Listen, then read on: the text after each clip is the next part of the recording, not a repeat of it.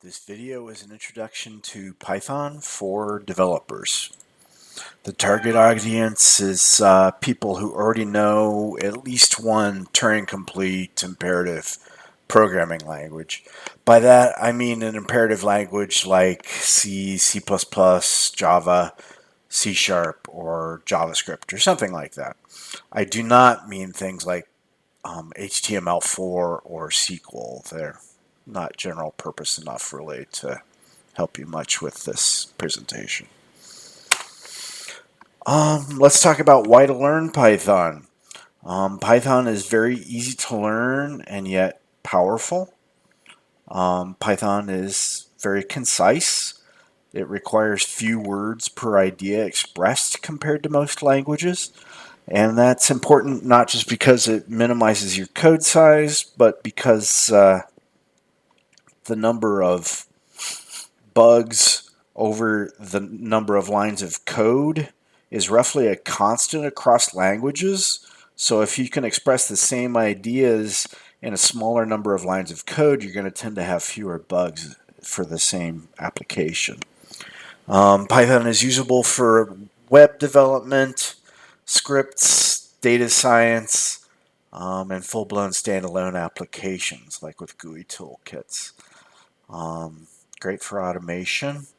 When I say scripts, I pretty much mean things like DevOps and automation.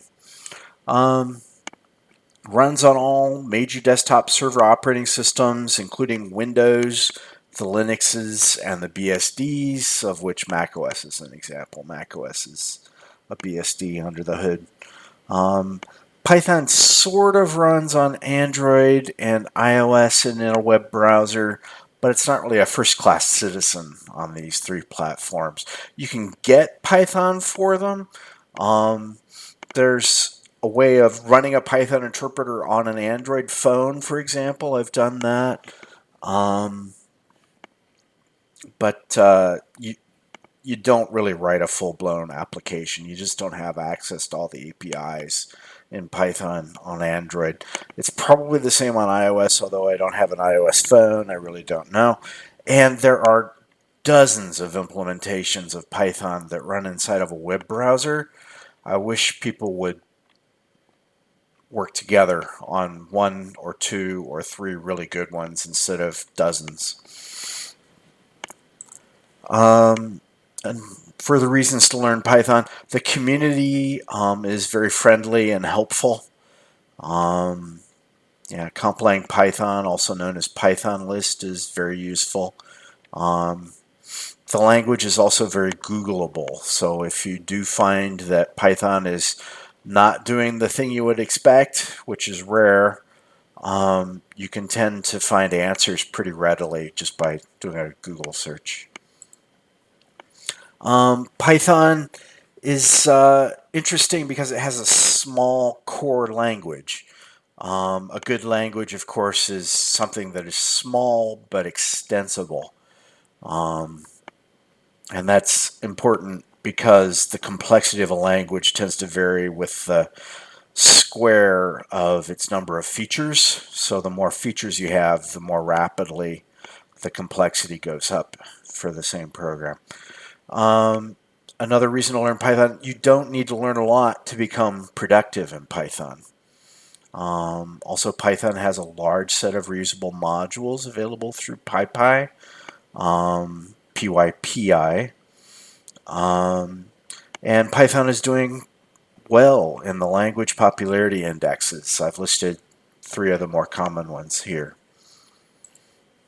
Python is a multi-paradigm programming language.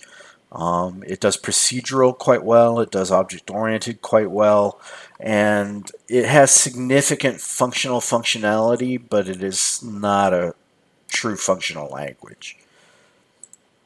Some terminology. Python is today more of an implementation of it's more of a language than an implementation of a language.